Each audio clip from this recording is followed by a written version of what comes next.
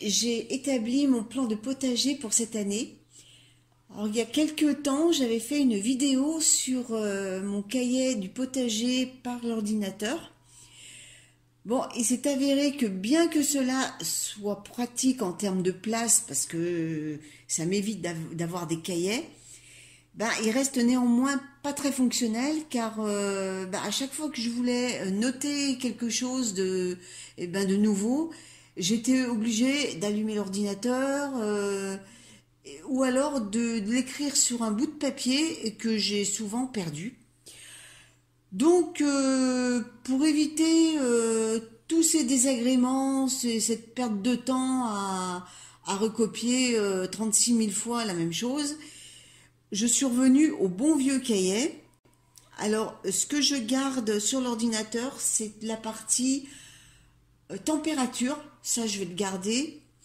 Mais tout ce qui est cahier vraiment du potager, avec le design du site et puis toutes les annotations, les semis, les récoltes, voilà, ça sera sur un cahier. Donc j'ai fait la photo des 3 parties du potager et puis donc chaque fois que je ferai une action nouvelle, une plantation, une récolte, un semis, bref, chaque fois qu'il y aura un truc nouveau au potager, eh bien, je vous mettrai en référence ces dessins. Ensuite, nous irons voir bien sûr sur le site, en réel. Comme ça, vous pourrez suivre régulièrement l'évolution du jardin. Donc, on va voir déjà, dans un premier temps, les trois parties du potager et je vous explique où ils sont situés et ce que je vais y faire dedans. Alors, nous allons commencer par la plus grande partie du potager qui se trouve à l'est de la maison. C'est là où je cultive le maximum de légumes. C'est là également qu'il y a les 2 bassins. Voici donc l'organisation pour 2021, comment je vais disposer mes légumes sur ce site. Alors comme vous pouvez le constater, je n'ai pas mis les salades. Pourquoi? Parce que ce sont des végétaux que je vais mettre intercalés entre d'autres légumes. Donc je les mets pas parce que je vais en mettre un peu de partout. Voilà. En fait, ce plan-là, ça me permet l'année prochaine, de changer, de faire un peu la rotation des cultures, surtout au niveau des légumes gourmands, de pas remettre toujours au même endroit un légume qui a puisé pas mal de réserves. Voilà. Alors nous passons maintenant au côté ouest de la maison, où se trouve mon premier petit potager, il y a quelques années de ça. Donc celui-là, je l'ai conservé. Alors la particularité de ce petit coin, c'est qu'il y a une partie à l'ombre. Donc par rapport à l'écran, la partie qui est à votre droite est constamment à l'ombre. Donc avant, j'y cultivais essentiellement le persil et puis les plantes qui ont besoin de mi-ombre et l'ombre. Et l'autre partie donc qui est à gauche de l'allée centrale, elle par contre, elle est à l'ombre le matin, mais l'après-midi, elle est au soleil. Alors cette année, la partie qui est au soleil, je vais planter de la courge éponge. Je vais tester cette culture car il y a Béa Jardine et Cuisine m'a gentiment envoyé quelques graines, donc je vais m'y coller cette année. Alors sur la partie qui est à l'ombre, bon cette année je vais semer du persil, mais bon toutes les années je vais peut-être pas mettre du persil au même endroit. Donc, écoutez, je fais appel à vos connaissances. Si quelqu'un peut me dire quel genre de légumes supporte l'ombre. Laissez-le moi en commentaire. Et enfin, la dernière partie qui est la plus récente, qui se trouve au sud-est de la maison. Là, j'ai mis les poutres de la cheminée pour me faire un espace cultivable et des moellons à côté, où à l'intérieur des moellons, j'ai installé des plantes aromatiques style persil, basilic, ciboulette. Alors cet emplacement est à mi-ombre. C'est d'ailleurs pour ça que j'ai mis le côté contre le mur du persil parce qu'il est au frais. Donc sur cette partie-là,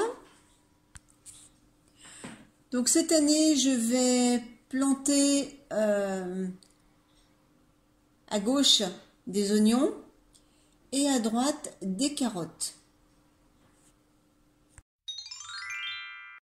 Le 14 janvier, j'avais semé avec vous des laitues.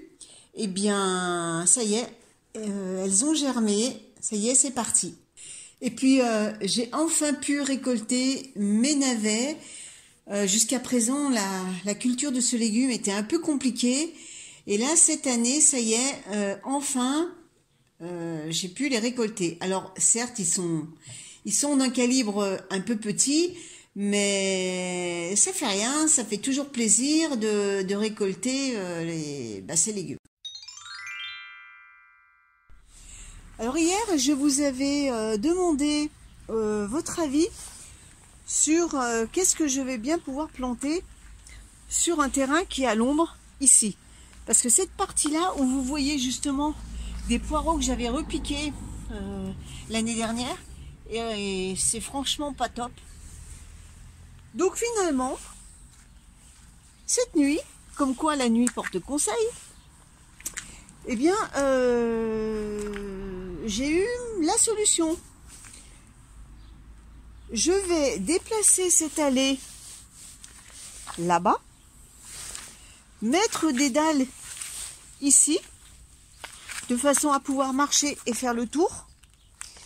Comme ça, je vais récupérer cet espace-là en terre et je vais pouvoir cultiver toute cette partie-là qui est normalement au soleil et cette petite bande-là qui elle aussi reçoit du soleil dans la journée. Donc je vais m'y coller maintenant. Et bien c'est parti.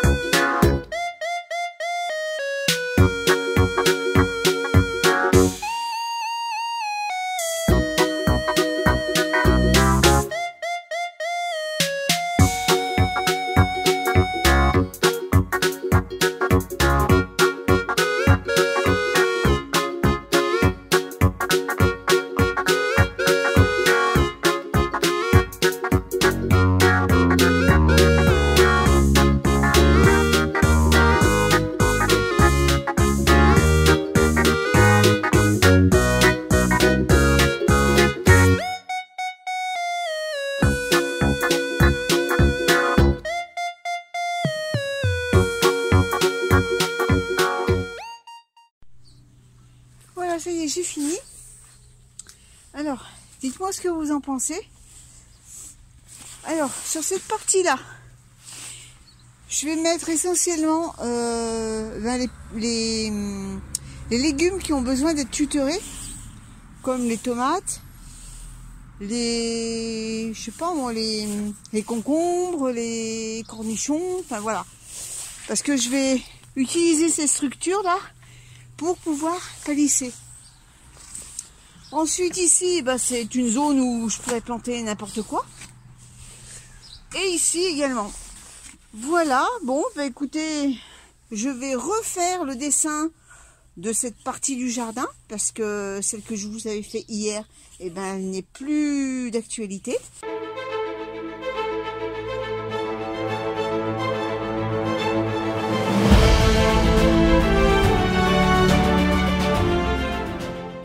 J'espère que cette vidéo vous a plu. On se retrouve la semaine prochaine pour un nouveau tour au jardin. À bientôt!